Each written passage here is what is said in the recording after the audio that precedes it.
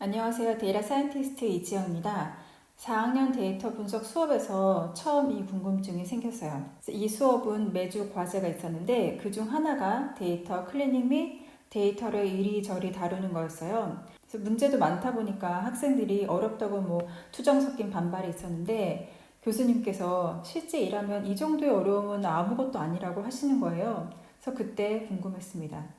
오픈소스 데이터가 많잖아요. 이것도 실제 데이터의 일부일 텐데 실제 데이터는 어떻게 다르길래 무슨 어려움이 있는 걸까? 저와 같은 궁금증을 가지고 있다면 이 영상을 확인해 보세요. 그리고 이와 관련한 인터뷰나 포트폴리오 팁도 같이 드릴게요. 이 영상은 전에 올렸던 영상과 이어집니다. 그래서 첫 번째 영상을 못 보셨다면 꼭 확인해 주세요. 물론 직무 및 업무가 다르고 또 데이터 구축 상황도 달라서 일반화하는 건 아니지만 제가 느끼는 데이터 분석이 쉽지 않은 첫 번째 이유를 소개할게요. 그래서 여러 이유 중에서 데이터 사이즈를 제일 먼저 꼽고 싶어요. 그래서 기술이 발전해서 예전에 수집 못했던 데이터까지 많이 얻을 수 있는데요. 흔히 빅데이터라고도 하죠.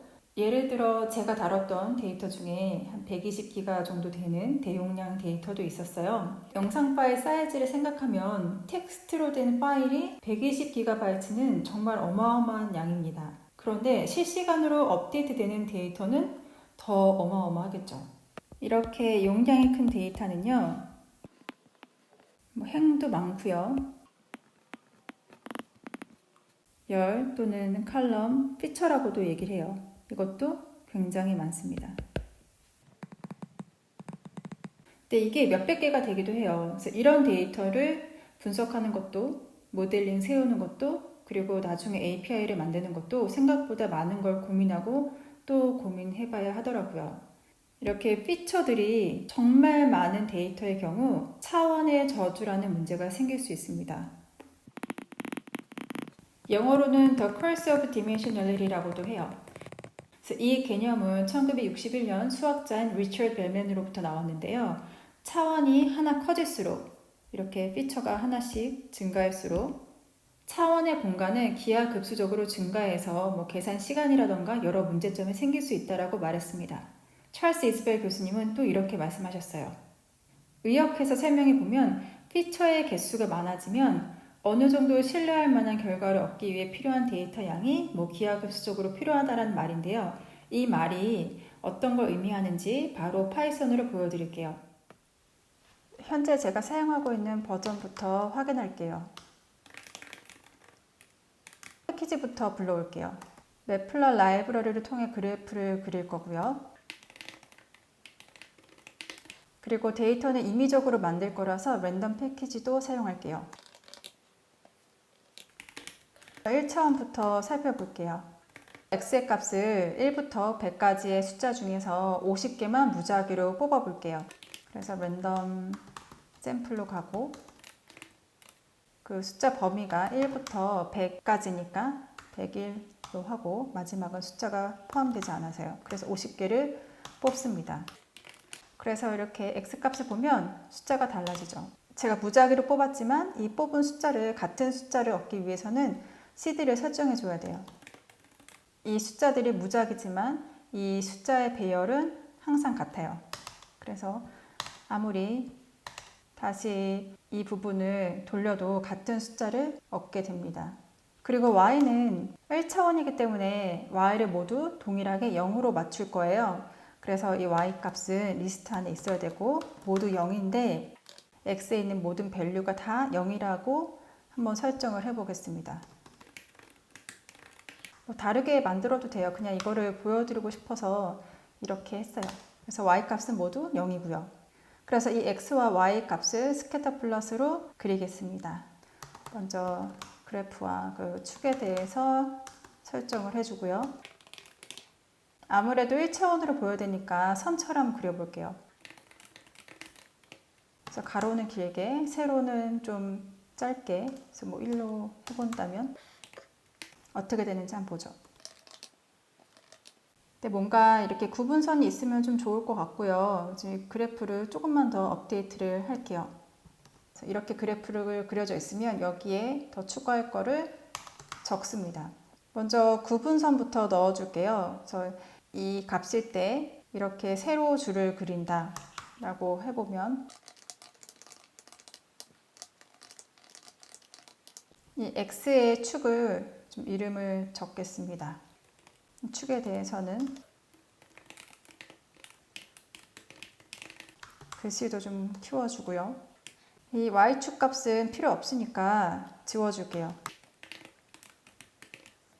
그리고 제목도 설정해 줍니다. 그래서 플러스 보면 지금 이 그래프가 이걸 더 추가해서 이런 식으로 바뀌었어요. 다시 한번 좀 뭔가 선처럼 보이나요? 지금 이 1차원에서요. 차원 공간을 1, 2, 3 이렇게 정수로 간주해서 1부터 100까지의 차원 공간이 있습니다. 그래서 데이터가 50개가 있고 눈으로만 봐도 데이터 간격이 굉장히 가깝죠? 그래서 이때 차원 공간은 총 100이에요. 그렇다면 이 50개의 데이터를 그대로 유지하고 피처 하나, 즉 차원 하나를 더 추가하면 어떻게 될까요? 그래서 2차원 그래프를 그려보겠습니다. 여기 있는 거를 가져와서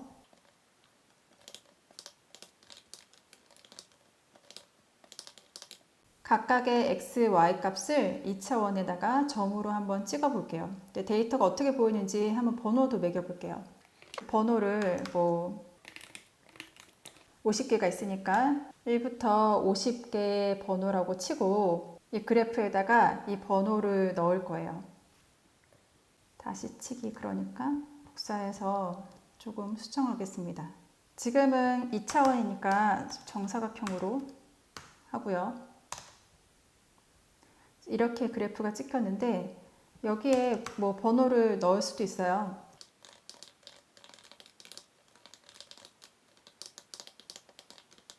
그래서 각 데이터가 어떻게 찍히는지 번호를 좀 찍어서 보여드린 거예요. 그래서 이 번호가 1일 때, 이 1일 때 값은 x가 첫 번째 값은 7이고 y가 78이잖아요. 그래서 이렇게 찍혔다 라고 보여드린 거예요. 그래서 좀 구분선이 있으면 좋겠고 번호는 지저분하니까 좀 지울게요.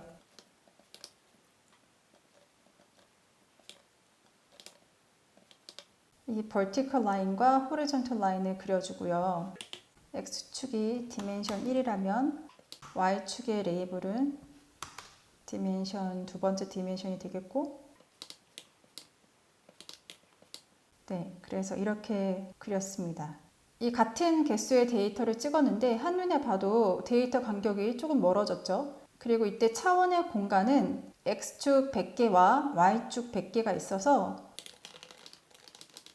100의 2제곱으로 됩니다. 그럼 마지막으로 3차원을 볼게요.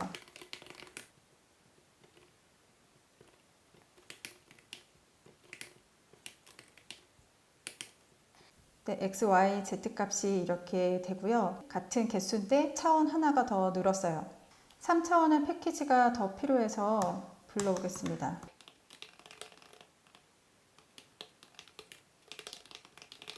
처음에 그 그래프를 설정해 주고요. 이 3D 그래프를 그릴 건데 3개의 축을 설정을 할게요. 사이즈는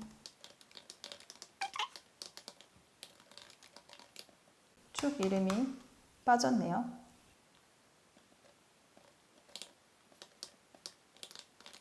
그래서 1차원일 때는 100개의 차원 공간이 있었고 2차원일 때는 100 곱하기 100 그리고 3차원일 때는 100 곱하기 100 곱하기 100 이렇게 100의 세제곱으로 계산이 돼요. 차원 공간이 이렇게 기하급수적으로 커집니다. 분석 혹은 모델링을 세운다는 건 이 데이터 속에서의 관계나 패턴을 찾는 일인데 이렇게 데이터 간격이 멀어지면 그 관계를 찾는 게 쉽지 않겠죠. 그래서 이 믿을 만한 분석 혹은 모델을 만들기 위해서는 피처가 많을 때 그에 상응하는 많은 데이터 포인트들이 필요합니다. 어떤 데이터는 몇백 개의 피처에 거기에 상응하는 많은 데이터가 있다고 가정을 해볼게요.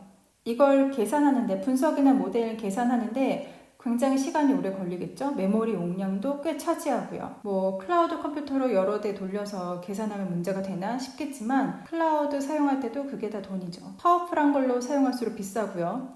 뭐 돈도 많고 시간도 많아서 다 괜찮았는데 이걸 실시간으로 예측하고 싶다면 어떻게든 계산하는 시간을 줄여야 합니다. 클릭했는데 몇 초 지나면 뒤로 가기 누르거나 창 끄지 않나요? 그래서 사이즈가 큰 데이터를 분석하거나 예측 모델을 세울 경우 여러 문제를 생각해 봐야 합니다. 그래서 분석할 때 너무 행이 많으면 그래프를 그리는 것도 오래 걸리고 눈에 이렇게 딱 보이지 않을 때가 있어요. 그럴 땐 뭐 랜덤 샘플링을 통해서 행을 줄이거나 뭐 피처 같은 경우에는 중요한 피처 위주로 혹은 베리언스가 높은 걸 위주로 분석하는 것도 방법이고요. 그래서 이러한 자세한 방법은 앞으로 제가 설명할 기회를 만들어 볼게요. 이 영상을 끝까지 보신 분들을 위해 팁 하나 드릴게요. 특히 데이터 과학 쪽으로 취업 준비나 이직 준비하는 분이 계시면 도움이 되었으면 합니다. 이 영상에서 설명드린 건 인터뷰 단골 질문이기도 한데요.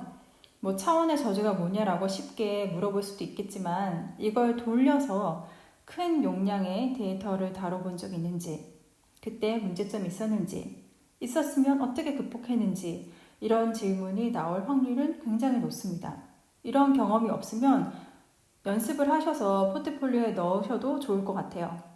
대용량 데이터를 다운받아서 필요한 정보는 유지하되 차원을 줄이는 연습을 하는 거죠. 혹은 어떤 값을 얻기 위해 펑션을 이렇게 짰는데 x라는 시간이 걸렸다면 펑션을 이렇게 바꿔보니 시간이 훨씬 더 단축되었다. 이런 연습도 좋습니다. 다음 영상에서는 왜 내가 하는 데이터 분석 쉽지 않은가 그 두 번째 이야기를 해볼게요. 감사합니다.